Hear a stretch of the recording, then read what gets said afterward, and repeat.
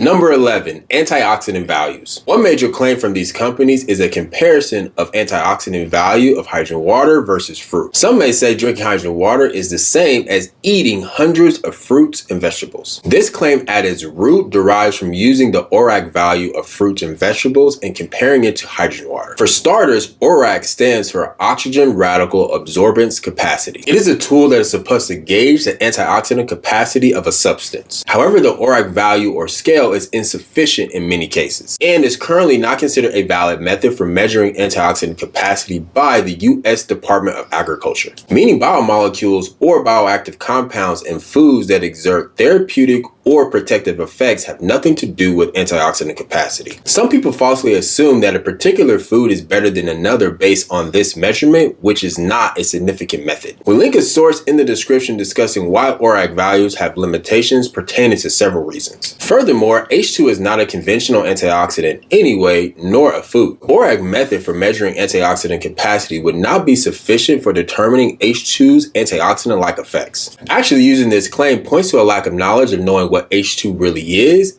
and how it works in the body. It ultimately detracts from the truly amazing properties of H2's antioxidant health benefits. In fact, it appears that hydrogen can regulate our antioxidant system and upregulate our endogenous antioxidant production. This is far different from simply being a conventional antioxidant or free radical scavenger, neutralizing a few bad molecules. Also, it can detract from other amazing benefits of hydrogen gas. I made a whole playlist about the benefits of hydrogen gas that you can go check out next. If this was helpful, make sure you check out the full-length video where I explain this in more detail.